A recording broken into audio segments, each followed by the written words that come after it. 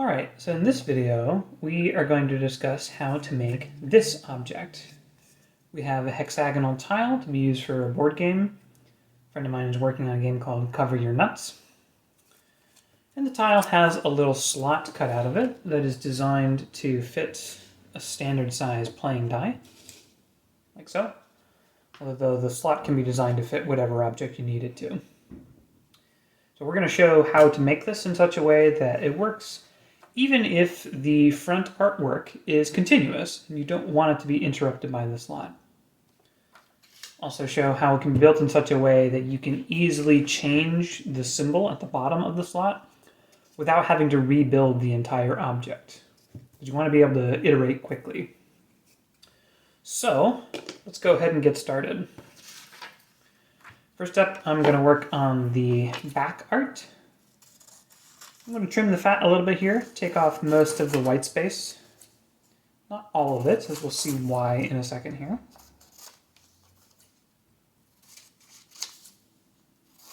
Leave a little bit of space.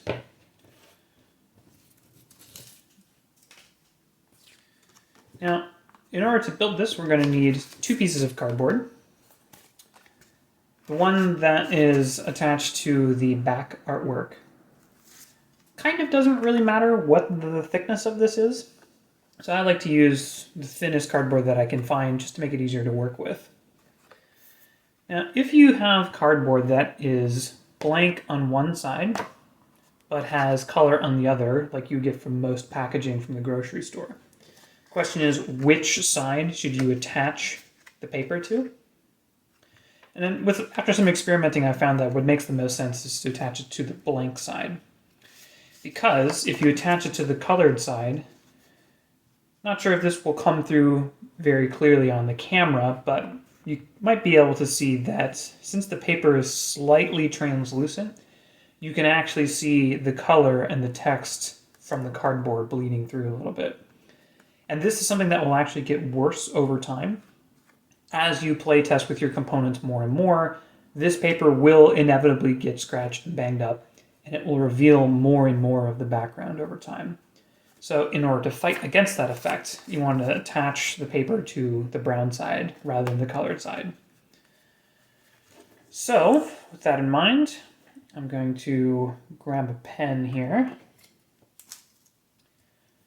I'm just going to trace a rough outline of this paper. It doesn't have to be precise. I'm just going to use this as a guide to tell me where I want to put the glue, which is the next step. So a really simple procedure here is we're going to take a standard glue stick, put some glue in the cardboard, put some glue in the back of the paper, stick them together. Now, if you're using a cutting board for your work surface like I do, one thing to keep in mind is that cutting boards get scratched every time you use them. And these surface imperfections that you can see here can damage the ink on the paper if you put it face down. So if I put it down like this and move it around while I'm gluing it, that will actually chew up some of the ink. So in order to guard against that, I'm just going to take a piece of scrap paper here, preferably something clean that doesn't have a lot of glue on it already, like most of my scrap paper does. That way I can move this around without fear of the cutting board scratching the ink on this. So if your work surface is something that's already really smooth, you don't really need to worry about this. Rule of thumb that I found works well for me is when you're doing this kind of gluing operation, start by gluing the more durable surface first, in this case the cardboard, and then the less durable surface second, in this case the paper. You find while you're gluing, or rather after you apply the glue to something flimsy like paper, if you let it sit for too long with the glue on it, it'll actually cause the paper to bend and curl, which can be kind of a pain. So the less time this glue spends sitting, the better. Another small tip for this to make your life a little easier is when you're applying glue to something with a glue stick, fingers on one edge of the paper, and then drag the glue from your fingers outwards in a straight line. If you go the other way, it will cause the paper to crumple like that. We want to avoid that. So now that we've got glue on both surfaces, we'll go ahead and apply the paper. Now, in order to get this to sit really smoothly with no bubbles or wrinkles, you want to find something you have in your home that has a long, smooth, round surface. I like to use this guitar tuner, but you could really use anything that fits those criteria. This allows you to put smooth, even pressure on the entire surface that you're gluing without risk of crumpling the paper.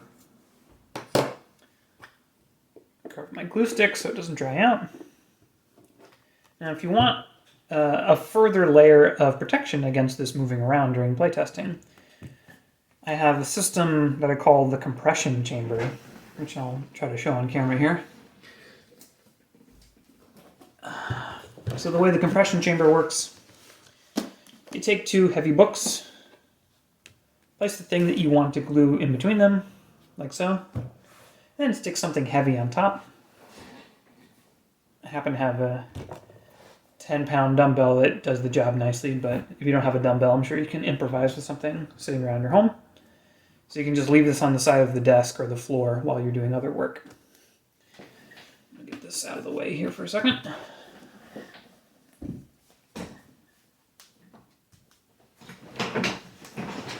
Cool, so while that is drying, we can turn our attention to the next component, which is the front side. So our next operation is to extract the paper that is at the middle. That's going to be our slot. Now you notice the way that I've designed this on the computer is the outline of the slot is a bright color that has good contrast with the background. So there's no ambiguity about where you should and shouldn't be cutting. I'm going to use an X-Acto knife for precision here. And the goal of our first cut here is to try to line up the blade with the outside edge of this red outline. So when we're done cutting, we should have a square piece of paper with a red border. That's our objective. I'm going to move the microphone out of the way while I make these cuts.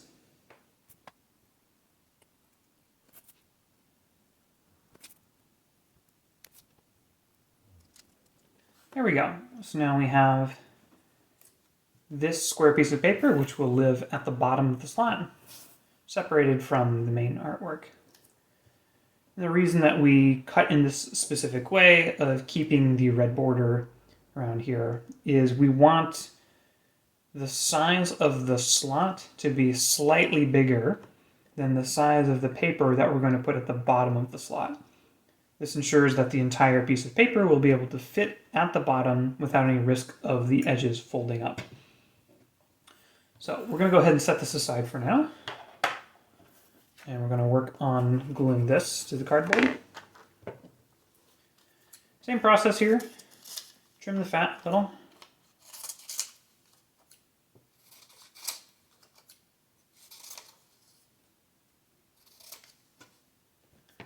I'll get this junk out of the way.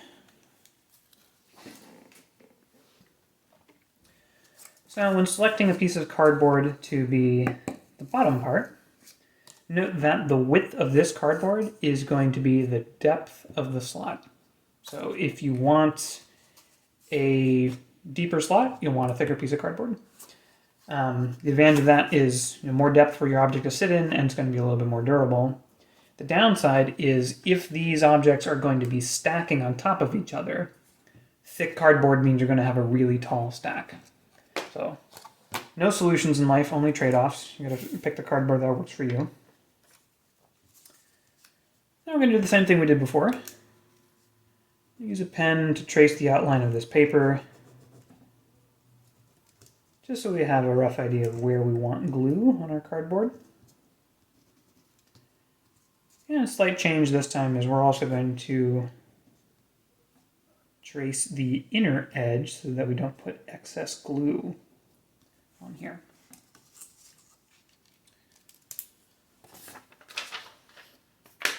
So now we are going to do the same gluing procedure. Start by applying glue to the thicker and more durable surface. making sure to avoid putting excess glue in this center area where the slot is going to be. Since that cardboard is going to get removed anyway, there's no sense in wasting glue on it. Oops. And now I'll do the same thing over here.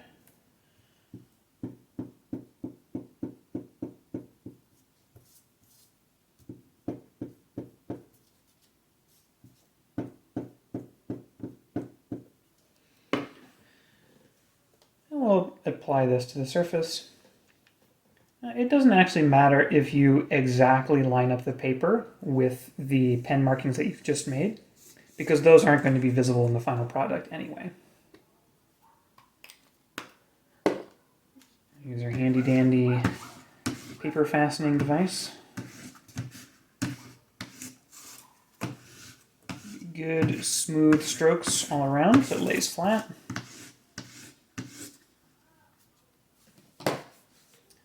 Cool beans. And now, in order to make sure this adheres completely, I'm going to swap this out for the object that's currently in the compression chamber.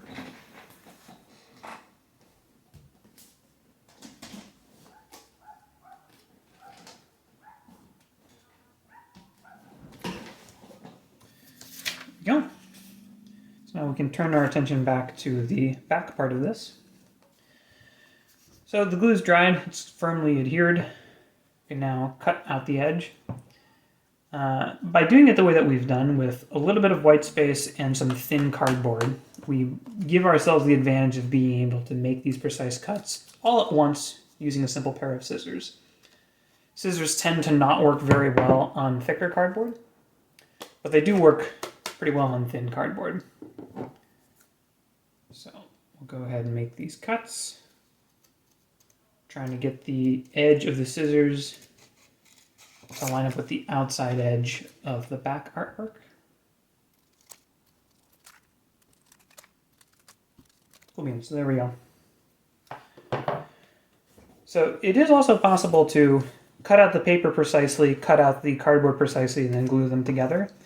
But what I found is if you do it that way, the edges tend to not line up as well. So you get more precise results if you glue first with a little bit of white space and then cut the paper and the cardboard at the same time. So that's our back. We can now pull the front part out of the compression chamber.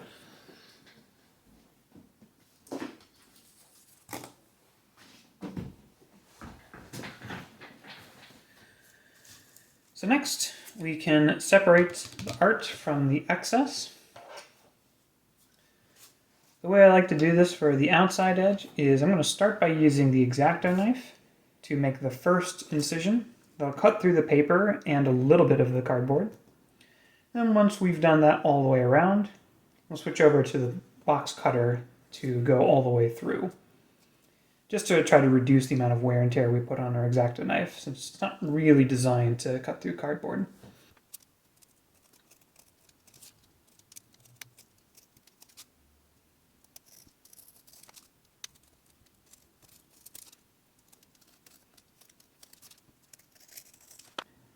Another small trick we can employ here, if you happen to have a cutting board with a little handle cut out like we have here, there's a fun trick you can do, which is to line up the thing that you're cutting over that hole.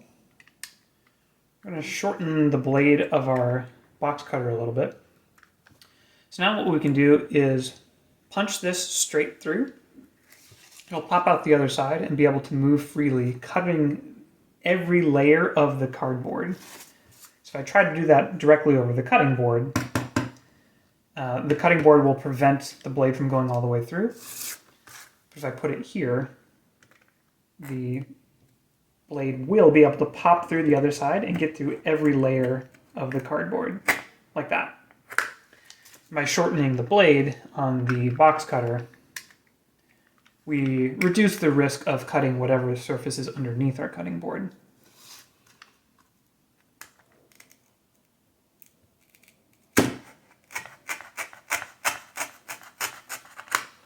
Another thing to keep in mind with this process is that the orientation of the blade does matter. So ideally, you want the blade to be going straight through whatever you're cutting perpendicular to the cutting surface. If you deviate along this axis, you'll get the end result. The edges of your product will be slanted and uneven. Ideally, you want them all to be perfect 90-degree angles. So as much as possible, try to keep the orientation of the blade exactly perpendicular to your cutting surface.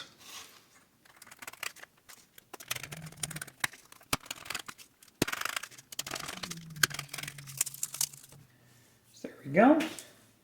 In case there's any little bits of the cardboard paper that are uncooperative, you can just do a little scraping cut like this to try to remove the excess. Might take a couple passes to get a good clean edge on every side. That's fine right there. So next we're going to repeat the process on the inside edge where the slot is going to be. And for this, I'm actually going to stick with the X-Acto knife the entire time. I'm not going to bother using the box cutter, because the X-Acto knife is a little bit more precise. And we need the extra precision here because we don't have the luxury of overcutting. So what I mean by that is when we're cutting the outside edge, you can take the blade of the box cutter and go farther than you need to. That's overcutting.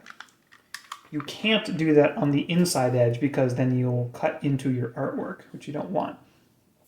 So precise cuts, making sure to never exceed the size of the hole so we don't damage the front part. Actually, one last thing before I jump into that.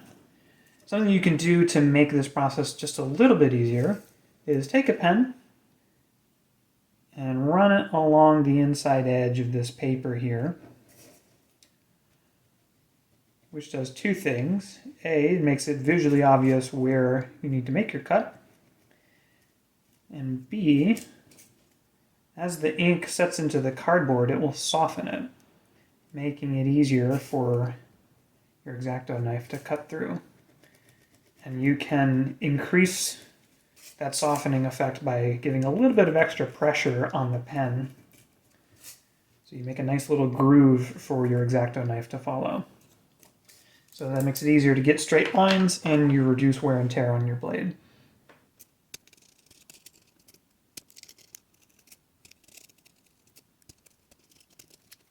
And just like before, after we've made our first incision, we can use the cutting board handle trick to punch all the way through without risk of damaging anything.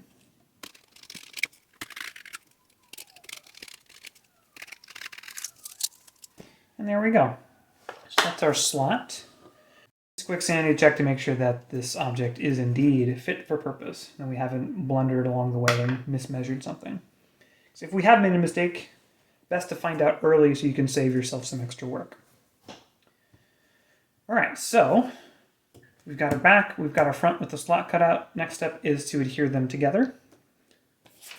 Grab my scrap paper as a guard. And we do the same thing here.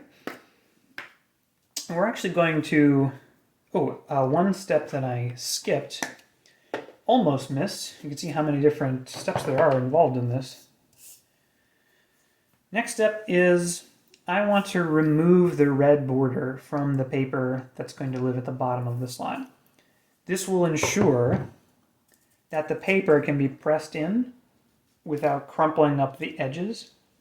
So we deliberately make the paper at the bottom of the slot a little bit smaller than the size of the slot.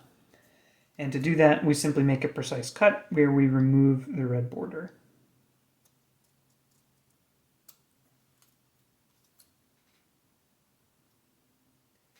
And the reason we want to do this step now, rather than while we're gluing after gluing those, is this will allow us to glue all three of these components to each other at the same time.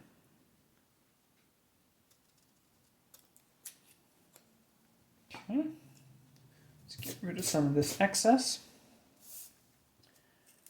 So now we're going to apply glue to all three of these surfaces. The back of the back of the front, and the back of the slot cover. And again, like before, we're going to follow the rule of thumb of start with the most durable surface. Good even coating all the way around. Same thing with the back of the back. Note that this time we do want to cover the entire thing with glue, including the slot. And this will save us a little bit of hassle in a few moments, as we'll see.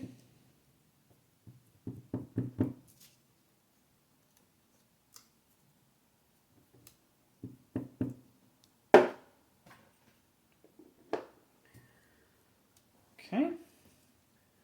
So if the next thing to think about is the relative orientation of the back and the front. In some applications this matters, in some that it doesn't, but let's just assume that it does. We want the orientation of the back, the writing, to be the same as the orientation of the artwork on the front. So the best way to do that is just pinch them between two fingers like this and then rotate them with another finger.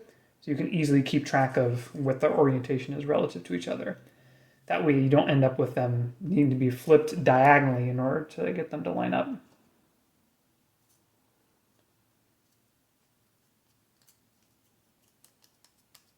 Point like that. We grab our glue assistant device.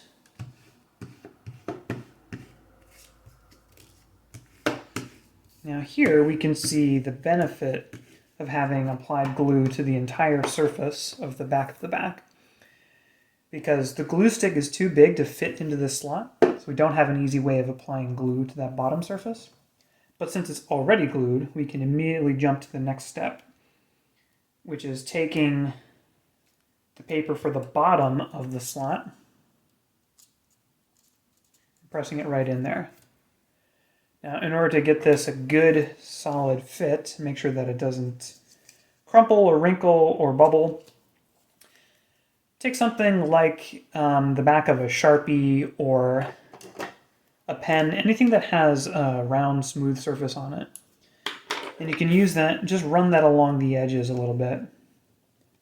Kind of pretend that you're drawing over this thing. Similar to the effect that we get from using our guitar tuner.